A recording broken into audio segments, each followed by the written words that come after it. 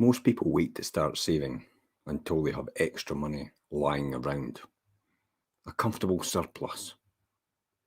But it doesn't work like that. You have to start saving and investing for your future now. And the more you invest, the sooner you'll reach your financial independence. I mean, we spoke about Sir John Marks Templeton and the mutual fund pioneer and philanthropist. He started out working for $150 a week as a stockbroker. He and his wife, Judith Folk, decided to invest 50% of their income in the stock market while still making tithering a priority. That left the two of them only 40% of his income to live on. But by his death in 2008, John Templeton was a billionaire. He kept the practice up his whole life and later gave away $10 for every dollar he spent to individuals and organizations to support spiritual growth in people. According to the government figures, in 1980, there were 1.5 million millionaires in the United States, and by 2000 there were 7 million. In 2014 there were 9.6 million, and the number is expected to grow by approximately 20 million to today's figures, with 65 million millionaires worldwide. It's been estimated that someone in America becomes a millionaire every 12 minutes. With that little planning and self-discipline and effort, one of these millionaires can actually be you. Although you might think it, judging from Donald Trump, Brad Pitt, and Oprah Winfrey, most millionaires are celebrities. The truth is more that than 99% of millionaires are actually hard-working, methodical savers and investors.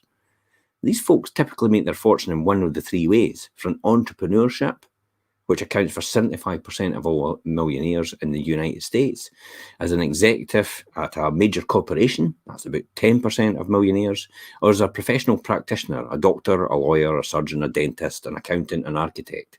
Additionally, about 5% become millionaires through sales and sales consulting. Indeed, most US millionaires and UK are regular folks who work hard, who lived within their budget, saved 10 to 20% of their income, and invested back into their businesses, into real estate and the stock market. Interestingly enough, most millionaires are actually in real estate. 90% of millionaires are in real estate. What does that tell you about real estate investing and buy to let?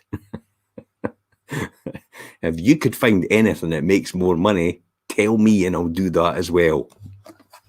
Okay, they're all people who own or who actually own dry cleaning business, car dealerships, the restaurant chains, bread companies, jewelry stores, cattle ranches, trucking companies, and a plumbing supply store. So they're not anybody special from any particular backgrounds. They just acquire habits over time.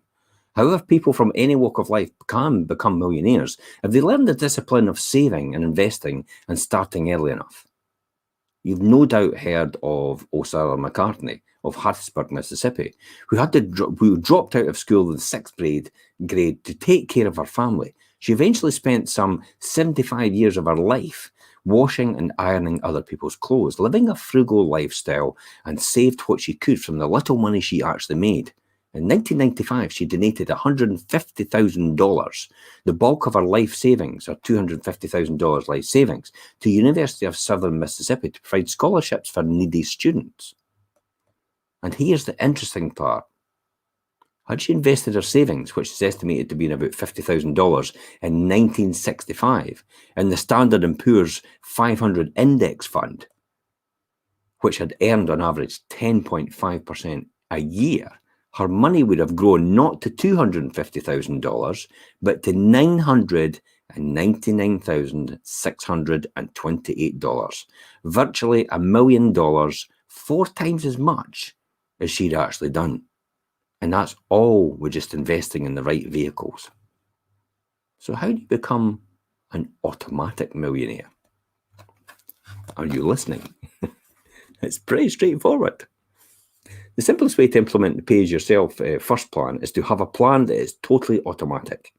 That is to set up so a percentage of your paycheck is automatically deducted and invested as direct from you. Financial planners will tell you from their expertise and extensive experience that hundreds of clients that very few, if any, follow through the plan to pay themselves first if it is not automatic. If you're an employee, check out your company to see if they've got a self-directed retirement account such as the pension funds. And they do, because every single company is required to do it now. So there's an opportunity to invest in a pension fund, and it might sound boring, but you get the tax back immediately contributed by the government over and above what you're getting, and it's an instant return on your money just because you put the money into a fund. Then you potentially get the whatever the investment is and the return compounded over the years of keeping that money in the fund. You can arrange for a company to automatically deduct the contribution to your plan of your paycheck. If it's deductible before you ever receive the check, you'll never miss it. What's more important, you don't have to think about your other investments. You won't have to exercise self-discipline. It doesn't depend on your mood swings, household emergencies, or anything else. You make a commitment once, and it's done. You never see it again until it matures. Another advantage of these kind of plans is they're free of most taxes until you withdraw the money. So instead of having the 70 cents working for you, you have the entire dollar working for you, or pound. So instead of having the 80 pence in the pound working for you, you've got the whole pound working for you because you get the tax back as well, contributed to your fund. Compounding year after year after year. If you put money in and it grows at 10% every single year, it will double in value every 7 years. Wow. Some companies will even match a proportion of your contribution, which they do on pension funds. So if you work for such a company, get on board now.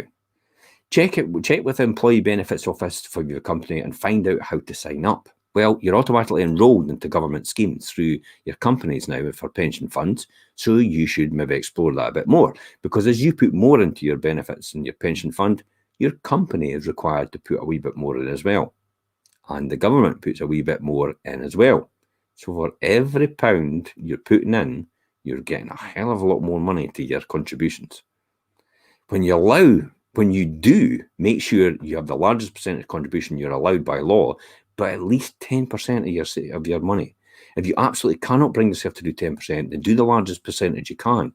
After a few months, reassess and then see if it can't increase. If you can't increase it, get creative about where you can cut across and cut costs and how you can increase your income through other sources to contribute towards that. If you don't have a company retirement plan, you can open an individual retirement account at a bank or a brokerage firm. With an individual retirement account, you can make a financial contribution up to a certain level and ask the bank or the brokerage firm or financial advisor to help you decide if you want a traditional one or a money purchase one. The paperwork to start this takes about the same amount of time it is opening a checking account. And to keep it automatic, you can arrange for automatic deductions from your checking account itself. For much more detailed explanation on how to benefit from automatic investment programs, I strongly recommend, and Jack Canfield strongly recommends, you read The Automatic Millionaire, a powerful one-step plan to live and finish rich by David Bach. And for those of you that are older than 40, read Start Late, Finish Rich, again by David Bach. David has done a superb job of providing you with everything you need to know, as well as the host of resources for putting these recommendations into action, even including phone numbers and websites, so you can do all of this from the comfort of your own home. So how do we know what's best? What is building an asset and what is a liability? And we'll talk about that more tomorrow.